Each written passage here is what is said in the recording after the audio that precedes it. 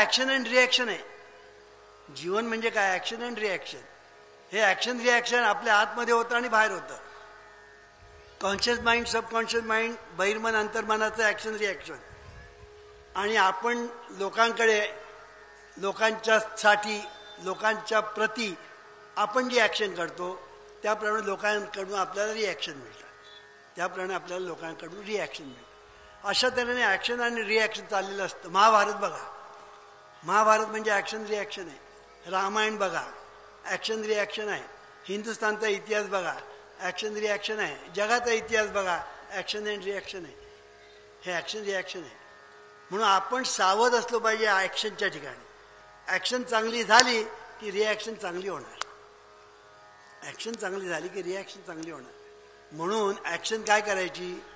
सर्वांचं भलं व्हावं, सर्वांचं कल्याण व्हावं, सर्व सुखात आनंदात ऐश्वर्यात नांदावेत, सर्वांना चांगली बुद्धी दे, आरोग्य दे, असं सतत म्हणत राहायचं, सतत चिंतित राहायचं, सतत मनन करत राहायचं.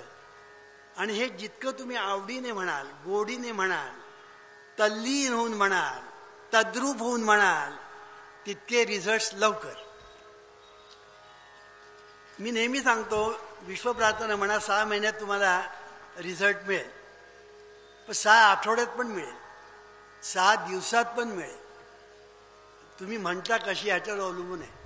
तर चालणारा मुक्कामाला कसा पोचेल हे कसं सांगता येईल? तर रेंगाळत रेंगाळत चालला, किती वेळ लागेल सांगता येत नाही. जरा जलद चालला, लवकर पोचेल, आणि धावत चालला की आणखीन लवकर पोचेल. तसं आहे.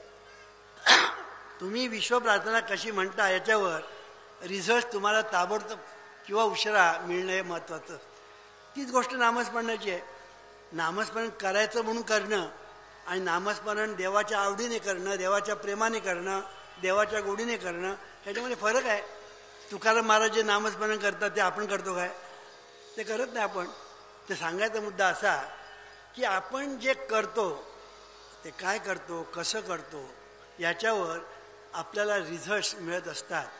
म्हणून ॲक्शन तुमची काय? इथे संसारी असावे सावध असं समर्थ म्हणतात. तसे आपल्या ॲक्शनच्या ठिकाणी सावधपणा पाहिजे की आपली ॲक्शन कशी लोकांच्या भल्यासाठी असली पाहिजे, लोकांच्या कल्याणासाठी असली पाहिजे, समाज सुधारणा होण्यासाठी पाहिजे. थोडक्यात हे विचारांचं जे सामर्थ्य आहे ना, ते तुम्ही ओळखायला शिका. मग आता हे विचारांचं सामर्थ्य इतकं लक्षात आल्यानंतर आता हे बदलायचं आणखीन ह्याच्यापेक्षा सोपा उपाय काय आहे? येता जाता, उठता बसता, खाता पिता. पिता म्हणजे पाणी पिता, दूध पिता.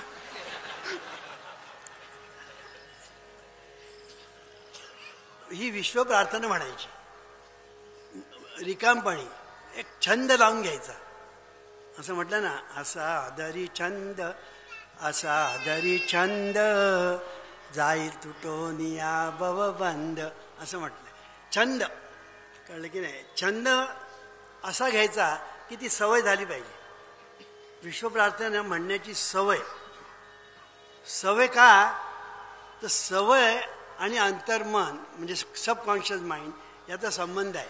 Man is a क्रिचर of habits and habit is a function of the subconscious mind.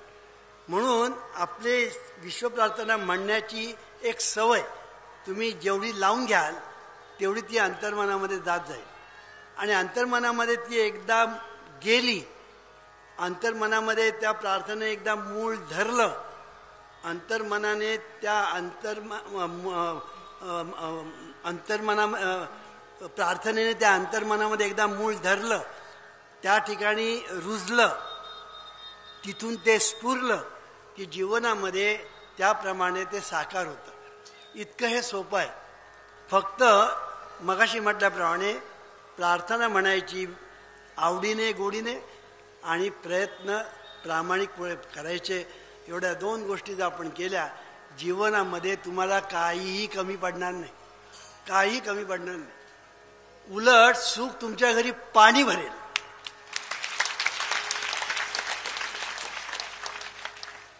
सुख तुमच्या घरी पाणी भरेल. फक्त या 2 गोष्टी करायच्या आणि बघा तुमच्या जीवनामध्ये क्रांती होती की नाही.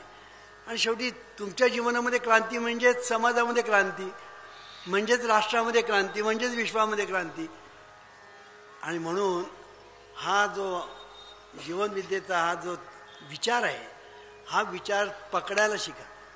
पकडायला गंमत अशी असते की तुम्ही एखादी गोष्ट जेव्हा पकडताना तेव्हाच ती हळूहळू मोठी होत जाते. मी एक उदाहरण देतो. तुम्ही तलावाच्या काठावर बसा आणि एक दगड घेऊन असा पाण्यात टाका. मग काय होईल, तिकडे एक छोटं सर्कल तयार होईल. त्याबरोबर दुसरं सर्कल मोठं तयार होईल, आणखीन मोठं सर्कल होईल. असं करता करता करता ते सर्कल त्या तलावाला व्यापून टाकेल.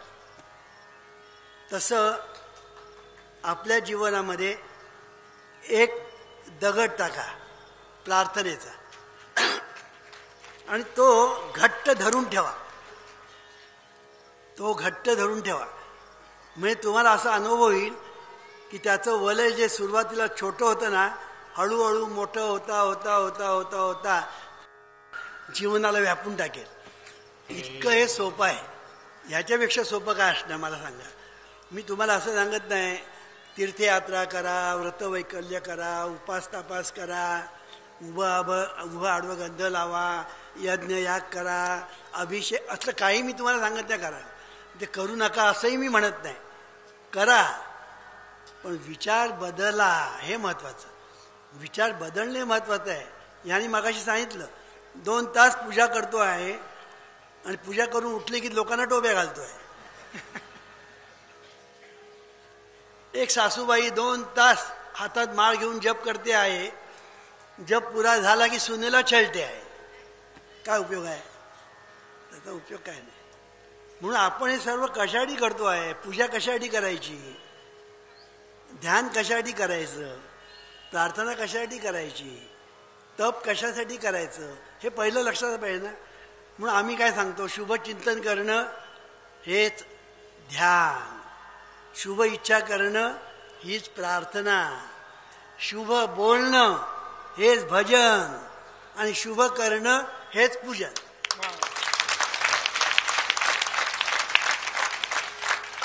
आता हे करण्यासाठी तुम्हाला कुठे जायला पाहिजे? कुठे जायला नको. जिथे असाल तेथे, असाल तेथे नामाचे चिंतन, यावनी साधन आणिक नाही, असं एक संत म्हणतात.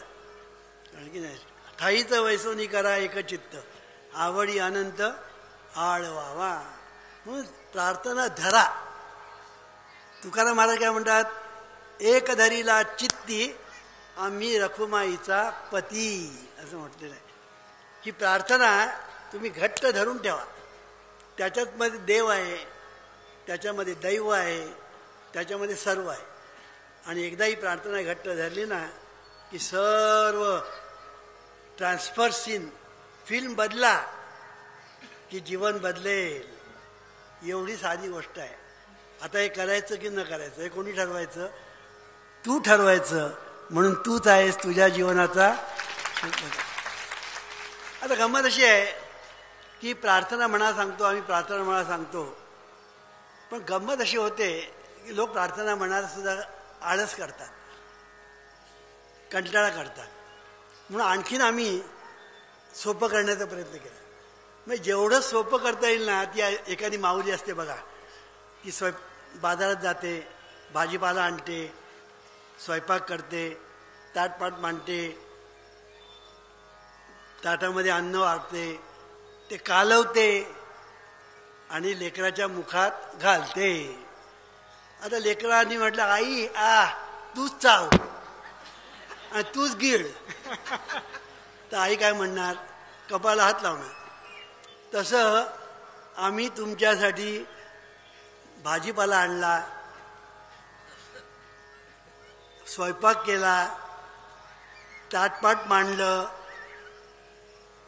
अन्न वाढलं, कालवलं आणि तुमच्या तोंडामध्ये प्रार्थना घातली. आता प्रार्थनाही तुम्हीच म्हणा. आता त्याच्यासाठी आणखीन एक उपाय केला, म्हणजे तो म्हणजे ही प्रार्थनेचं मशीन. तू म्हणत नाही ना तर तुझ्या कानात तरी पडू दे. नाही ना म्हणत, तू म्हणत नाही तुझा बाप. तसं ही प्रार्थनाचे मशीन तुम्ही एकदा ऑन केलं की ते म्हणत राहतं. कळलं की नाही? ते म्हणत राहतं. एक माझ्या आवाजात आहे, एक देवकी पंडितच्या आवाजात आहे. कळलं की नाही? बाकीच्या प्रार्थना तिच्या आवाजात आहे. तर सांगायचा मुद्दा, ह्या प्रार्थनेमध्ये मराठीत एक आहे, हिंदीमध्ये आहे, इंग्लिशमध्ये आहे, कोकणीमध्ये आहे, अशा प्रार्थना आहेत. तुम्हाला पाहिजे ती प्रार्थना तुम्ही लावू शकता. तर ही प्रार्थना ऑन करून ठेवलं ना की प्रार्थना म्हणत राहते आणि ती आपल्या कानात पडते. लक्षात घ्या, ही प्रार्थना आपल्या कानात पडते आणि कानात जे पडतं ना ते तोंडातून बाहेर येतं. लक्षात ठेवा. आपली मुलं बघा, मी नेहमी सांगतो, तुमची मुलं बिघडली की नाही हे शोधायचा उपाय सोपा आहे. त्यांच्या तोंडात काय ते बघा. त्याच्या शिव्या असतील ना, मुलगा बिघडला. आणि विश्वप्रार्थना म्हणा असेल, मुलगा सुधारला. तोंड कानात काय पडतं याला फार महत्व आहे, ते तोंडातून बाहेर येतं. म्हणून एके ठिकाणी कार्लाईनने मस्त म्हटलं आहे, tell me what you like and I will tell you what you are. पण वामनराव पै त्याला वेगळं म्हणतात, tell me what you speak and I will tell you what you are. म्हणून कानात काय पडतं ह्याला फार महत्त्वाचं स्थान आहे. म्हणून आम्ही ही युक्ती केली लोकांसाठी की हे मशीन ऑन केलं की प्रार्थना म्हणायला सुरुवात करते, हे ईश्वरा सर्वांमध्ये म्हणायला सुरुवात. आणि कानात पडायला लागले ना की एक दिवस ती तुमच्या तोंडातून आलीच पाहिजे, आलीच पाहिजे. त्याला दुसरा पर्याय नाहीच पाहिजे. आता या संदर्भात घडलेली एक गोष्ट सांगतो. काही वर्षापूर्वी दादा कोंडके फॉर्ममध्ये होते आणि त्यांची गाणी सर्वत्र अगदी इतकी पॉप्युलर झाली होती, जो तो त्यांची गाणी म्हणायचा.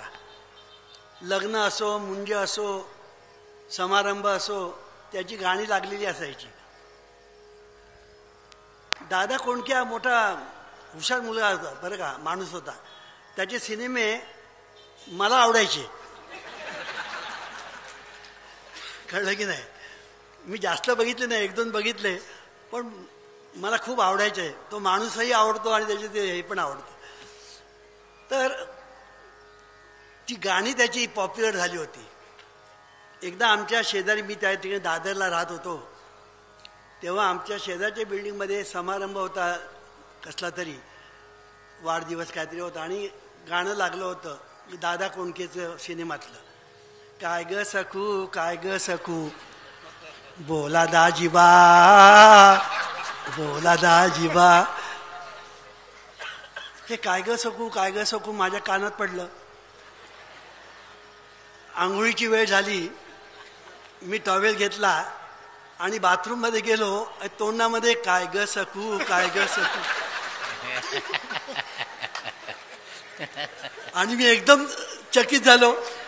अरे हे माझ्या तोंडात काय देवाचं नाव येण्याच्या ऐवजी. मग कळलं मला, अरे हे ते गाणे माझ्या कानात पडले. आता मला सांगा, थोडा वेळ कानात पडल्यावर हा परिणाम, मग विश्वप्रार्थना जर कानात सतत पडली तर काय होईल?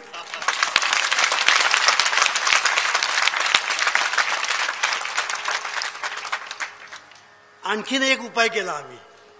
बघा, ताटपाट माणूस किती कालवून तोंडात घास घालून आता चावायलाही मी सुरुवात केली. हे बघा, हे काउंटिंग मशीन आहे. कळलं की नाही? Counting machine. आता हे कशासाठी? काउंट करण्यासाठी. गंमत अशी आहे, आपण प्रार्थना म्हणतो ना, तुम्ही तर विचारलंय का तू प्रार्थना म्हणतो काय रे? आम्ही आमच्या शिष्याला विचारतो कधी कधी, प्रार्थना म्हणतो? हो म्हणतो. म्हणत काहीच नाही. मग मी विचार केला, टार्गेट दिल्याशिवाय टार्गेटपणा जाणार नाही. म्हणून मी त्यांना, आमच्या लोकांना मी टार्गेट दिला, दिवसाला 1000 वेळा म्हणायचं. दिवसाला 1000 वेळा म्हणायचं. आता मोजण्याचे एक त्रास आहे. मग ते त्यासाठी काय करायचं? काउंटिंग मशीन आहे की तुम्ही टक केलं ना, एक म्हणजे उगीच टक करायचं नाही, प्रार्थना म्हणायची आणि टक करायचं. एकदा झालं, दोनदा, तीन, असं 1000 वेळा प्रार्थना केव्हाही म्हणायची.